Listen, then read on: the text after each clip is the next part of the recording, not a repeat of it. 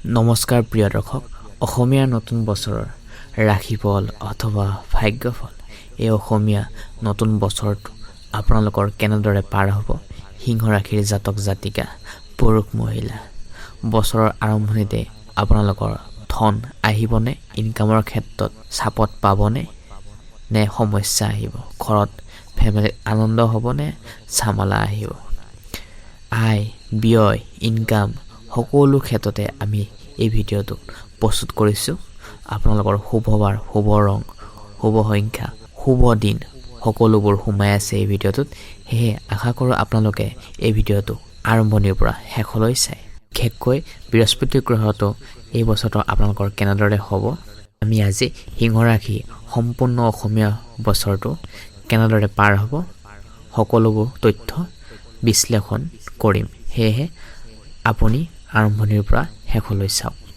আমাৰ লগত থাকক নমস্কাৰ প্ৰিয় দৰ্শক আশা কৰোঁ আপোনালোক আটাইয়ে ভালে আছে নিজৰ নিজৰ লাইফত হেপি আছে ময়ো ভালে আছোঁ সিংহ ৰাশিৰ জাতক জাতিকাসকলৰ অধিপতি গ্ৰহটোৱে হৈছে ৰবি কৰ্মপতিৰ গ্ৰহ হৈছে শুক্ৰ সিংহ ৰাশিৰ জাতক জাতিকাসকলৰ বিদেশ ভ্ৰমণ যোগ দেখা পোৱা যায় এই ব্যক্তিসকলৰ স্বাভাৱিকতে উন্নত শক্তিশালী হয় বিশেষকৈ 23 জুলাইৰ পৰা 20 আগষ্টৰ ভিতৰত জন্মগ্ৰহণ কৰা ব্যক্তিসকলে হৈছে সিংহ ৰাশি জাতক জাতিকা পুৰুষ মহিলা ভিডিঅ'টোৰ মাজত জনাম বিশেষ টিপছ আৰু বিশেষ উপায় সেয়ে ভিডিঅ'টো সম্পূৰ্ণকৈ চাওক স্কিপ নকৰাকৈ ভৱিষ্যত কথা অলপ জানো আহকচোন সিংহ ৰাশিৰ জাতক জাতিকাই যদি একান্ত আৰু নিষ্ঠাৰে মনোযোগ দি ধৈৰ্য প্ৰদান কৰি নিজৰ জীৱনটো আগবাঢ়ি যাবলৈ চেষ্টা কৰে তেনেহ'লে তেওঁলোকৰ ভৱিষ্যত অতি উজ্জ্বল হয় এওঁলোকে সমাজত ভাল কাম কৰি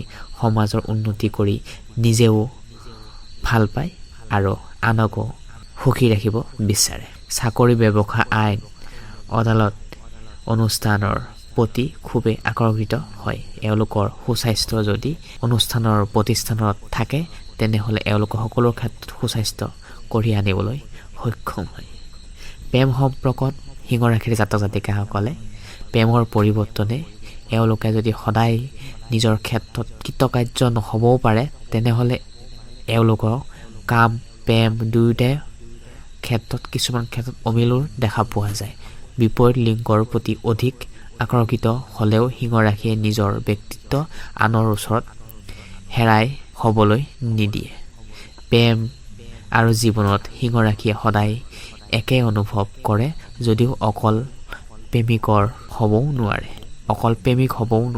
বিশেষকৈ সিংহ ৰাশিৰ জাতক জাতিকাসকলৰ বৰ মিঠা বৰণীয়া হয় উজ্জ্বল হয় এওঁলোকৰ স্বাস্থ্য ওখ হয় সৎগুণ আৰু আইনৰ সহজে আকৰ্ষিত কৰিব পাৰে আনক সহজে আকৰ্ষণ কৰিব পাৰে সিংহ ৰাশিৰ জাতক জাতিকাসকলৰ অসমীয়াৰ নতুন বছৰটোত প্ৰথম আৰম্ভণিতেই জুন মাহৰ 1 তাৰিখৰ পৰা 31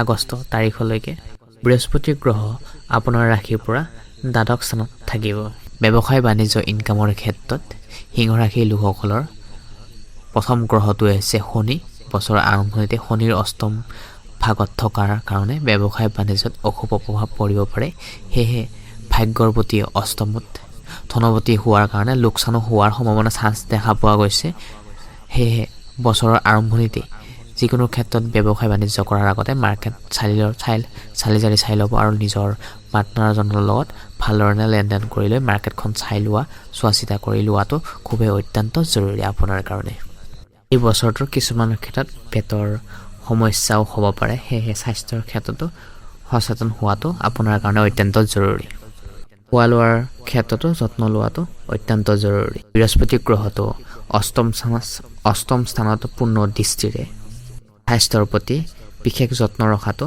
অত্যন্ত জৰুৰী যত্ন লোৱাটো প্ৰয়োজন হ'ব প্ৰেম বিবাহৰ ক্ষেত্ৰত সিংহ ৰাশিৰ বাবে প্ৰেম প্ৰণয়নৰ বিবাহৰ কাৰক গ্ৰহটোৱে হৈছে শনি বছৰৰ আৰম্ভণিতে শনি অষ্টম ভাৱত থকাৰ কাৰণে প্ৰেম বিবাহৰ ক্ষেত্ৰত অশুভ প্ৰভাৱ থাকিব পাৰে সেয়েহে লাইফ পাৰ্টনাৰজন যদি ধুনীয়া নহয় জীৱনটোৱে আমাৰ খেলি মেলি হয় সেয়েহে 7% ব্যক্তিৰ লগত সম্পৰ্ক বজাই নাৰাখিব আঁতৰি থাকিব 15 কাতিৰ পাছত বৃহস্পতি সিংহ ৰাশিলৈ আহিলে বিবাহৰ প্ৰেম প্ৰণয়নৰ ক্ষেত্ৰত শুভ ফল লাভ কৰিব পাৰিব।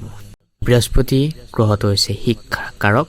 সেই শিক্ষাৰ ক্ষেত্ৰত ছাত্ৰ ছাত্ৰীসকলৰ ক্ষেত্ৰত সিংহ ৰাশিৰ লোকসকলৰ ক্ষেত্ৰত মংগল বছৰৰ আৰম্ভণিতে অষ্টম ভাগত থাকিব, যিহেতু অলপ যত্ন কৰিব লাগিব।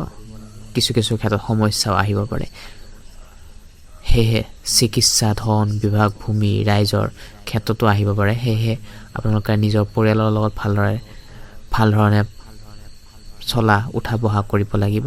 তেনেহ'লে বছৰটো আৰম্ভণিতে পৰাই শুভ ফল লাভ কৰিব পাৰিব যিসকল বিদ্যাৰ্থী আছে। 31 আগষ্টৰ পাছত প্ৰেম প্ৰণয়নৰ ক্ষেত্ৰত মধুৰতাও অহা সম্ভাৱনা দেখা পোৱা গৈছে, বিশেষকৈ ৰিলেশ্যনশ্বিপত। প্ৰিয় দৰ্শক, এইখিনিতে জানি লওঁ আহকচোন আপোনালোকৰ শুভ দিন, শুভ বাৰ, শুভ গ্ৰহ। তাৰ আগতে জনাওঁ যে আপোনালোকৰ ৰিকুৱেষ্ট জনাইছোঁ যে আপোনালোকৰ ৰাশি অনুযায়ী সম্পূৰ্ণ জীৱন বিশ্লেষণ ইতিমধ্যে আমাৰ ইউটিউব চেনেলত প্লেলিষ্ট বনাই থৈছে। তাতে গৈ আপোনালোকৰ পৰিয়ালৰ ৰাশি অনুযায়ী চাব পাৰে। নহ'লে আপোনাৰ সিংহ ৰাশিৰ ব্যক্তিত্ব জীৱন জন্মৰ পৰা মৃত্যুলৈ সম্পূৰ্ণ বিশ্লেষণ আমি ইতিমধ্যে কৰি থৈ দিছোঁ পাতকৈ। তাতে গৈ আপোনালোকে চাব পাৰে। আৰু লগতে ভিডিঅ'টো ভাল লাগিলে লাইক এটা কৰি দিব। আপোনালোকৰ এটা লাইকে আমাক নতুন ভিডিঅ' কণ্টেণ্ট বনাবলৈ উৎসাহিত কৰে। এতিয়া আমি জানো আহকচোন সিংহ ৰাশিৰ ব্যক্তিৰ বাবে শুভ গ্ৰহটো হৈছে মংগল আৰু ৰবি আৰু বৃহস্পতি। পাপ গ্ৰহটোৱে হৈছে শুক্ৰ, বুধ। সিংহ ৰাশিৰ জাতক জাতিকাই শনিবাৰ দিনটো খুবেই ভাল। শুভ সংখ্যা হৈছে 1, 4। শুভ দিশ হৈছে পূব দিশ আৰু আপোনালোকৰ শুভ ৰং হৈছে ৰঙা আৰু হালধীয়া। স্বাস্থ্যৰ ক্ষেত্ৰত কিন্তু বছৰৰ আৰম্ভণিতে স্বাস্থ্যৰ ক্ষেত্ৰত শুভ দেখা পোৱা গৈছে। শাৰীৰিক মানসিক ক্ষেত্ৰত আপোনালোকৰ শুভ ফল পাব। অক্টোবৰ মাহত প্ৰেম সম্পৰ্কৰ পৰা বৈবাহিক ক্ষেত্ৰত ৰোমান্টিক হ'ব পাৰে। বৃহস্পতি গ্ৰহৰ শুভ ফলে আপোনালোকৰ প্ৰেমৰ ক্ষেত্ৰত বিবাহৰ ক্ষেত্ৰত আগবাঢ়িবলৈ এটা ভাল সুযোগ থাকিব। যদি প্ৰিয় দৰ্শক আপুনি বিবাহিত অলৰেডি, তেনেহ'লে সন্তানৰ ক্ষেত্ৰতে এটা ভাল লাভ প্ৰদান কৰিব পাৰিব। শিক্ষাৰ ক্ষেত্ৰতে হওক ভাল এটা নাম কঢ়িয়াই আনিব আপোনালোকৰ সন্তানে। মুঠতে কিছুমান ক্ষেত্ৰত আপোনালোকে আধৰুৱা সপোন হৈ আছে, বৃহস্পতি গ্ৰহটোৱে আপোনালোকক ছাপৰ্ট কৰিব এই বছৰটোৰ উচ্চ শিক্ষাৰ কাৰণে।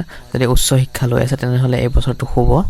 অক্টোবৰ মাহৰ পিছৰে পৰা ধৰ্ম কৰ্মৰ ক্ষেত্ৰতো আপোনালোকৰ বেছি মন যাব, মনোযোগ বাঢ়িব। যেতিয়া বৃহস্পতি নৱম স্থানত দৃষ্টি থাকিব তেতিয়া আপোনালোকৰ এনেকুৱা ধৰণৰ সমস্যা হ'ব। ভগৱানৰ প্ৰতি উচ্চ মনোযোগ বেছি বৃদ্ধি পাব। প্ৰিয় দৰ্শক, এইখিনিতে জনাওঁ যে এই বছৰটোত সিংহ ৰাশিৰ ব্যক্তিৰ বাবে অশুভ গ্ৰহটোৱে আছে ৰাহু আৰু শনি আৰু মংগল। অশুভ গ্ৰহৰ পৰা বাচি থাকিবলৈ নৱগ্ৰহৰ পূজা নিজৰ বাসগৃহত কৰিলে আপোনাৰ লগতে আপোনাৰ পৰিয়ালটো মংগল হ'ব, ভালে থাকিব সকলোৰ ক্ষেত্ৰতে। বাকী যদি ভিডিঅ'টো চাই ভাল লাগিলে নিশ্চয় লাইক এটা কৰি কমেণ্ট বক্সৰ জৰিয়তে জনাবলৈ নাপাহৰিব আপুনি কোনখন ডিষ্ট্ৰিক্টৰ পৰা চাই আছে। তেনেহ'লে পুনৰ আকৌ আপোনালোকক লগ পাম নেক্সট ভিডিঅ'ত। তেনেহ'লে আজি গুৰুত্বপূৰ্ণ ভিডিঅ'টোৰ পৰা আমি বিদায় লৈছোঁ। ধন্যবাদ। আপোনালোকৰ এই বছৰটো ভালধৰণে পাৰ হওক, পৰিয়ালটোৰ মংগল হওক তাৰে কামনা কৰি বিদায় লৈছোঁ। ধন্যবাদ।